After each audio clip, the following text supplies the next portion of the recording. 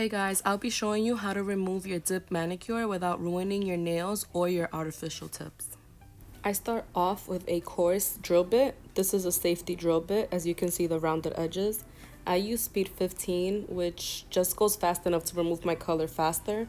You can't leave it on one spot of your nail for too long or your nail will heat up and it'll really irritate you.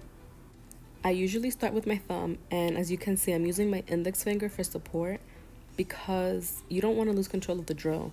Once you get it on your skin at this speed, it will cut you.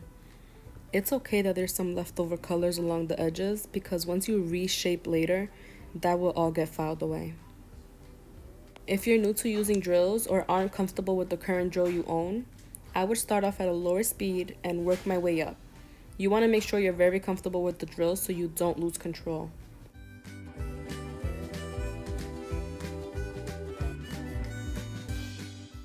So as you can see here in the clip, I actually have a lot of lifting around the cuticles there. So I'm going to go ahead and remove the lifted dip, which I'll fill in later on in the video. The reason I start my drill at speed 15 is because I'm pretty comfortable using a drill by now. I've been using mine for a little over 2 years. The faster the speed, the faster the removal process. But again, you have to be comfortable going as fast as I'm going. And I'm going to use the small drill bit to go around my cuticles, which will help it look much cleaner. What? Guys, that was my son Ryan. My son Ryan. I'm using the drill bit around each nail, making sure it's nice and clean. And nice and clean. Nice and clean. Nice and clean. I then go in with the sanding bit. As you can see, it doesn't hurt your skin, so it's okay if it gets on your cuticles a little bit. It saves a lot of time when it comes to buffing later on. I make sure each nail is as smooth as possible so my dipping application is much smoother later on. I then remove the excess powders and reshape my nails.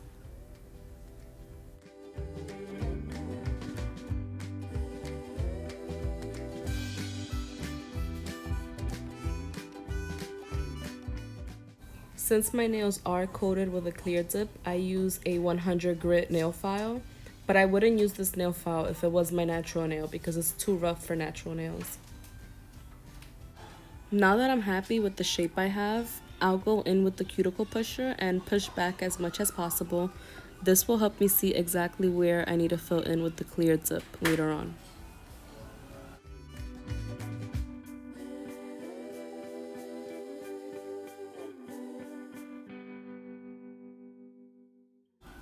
To achieve even and clean cuticles, go in with clippers and get rid of any extra cuticles you see. Once you're done with that last step, review your nails from every angle and make sure you're happy with the shape and with the cuticles. And I'm pretty happy with the shape I have here now. I'm going to go ahead and start dipping into clear.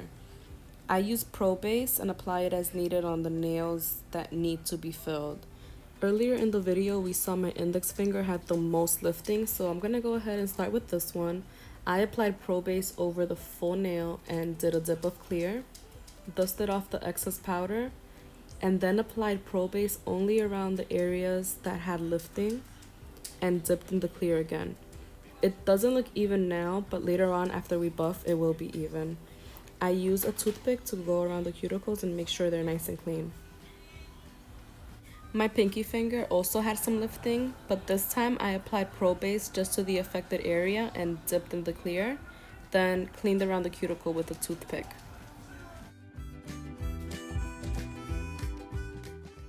Once that was done, I reviewed all my nails and realized my ring finger was a little thin, so I'm going to go ahead and do a full dip of clear on that finger.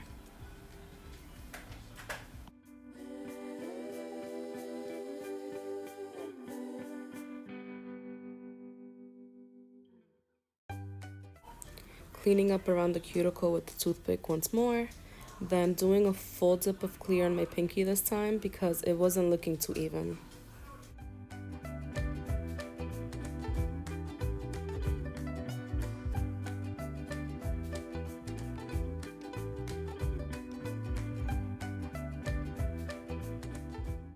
Once I'm happy with each nail, I apply activator and wait the 2 minutes for it to dry.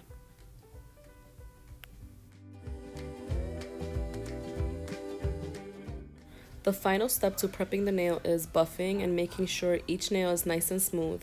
If the nail isn't smooth, the color won't look even when applying it later on. So I'm pretty happy with how all my nails came out, and here's the final result. So that is how I removed my dip mani without damaging my nail or redoing my tips. Here's the drill I used earlier in the video. I got it off Amazon. I think it was around $150. It's cordless and has 35 speeds. Before getting this drill, I had one that was around $25 and it worked just as well as this one.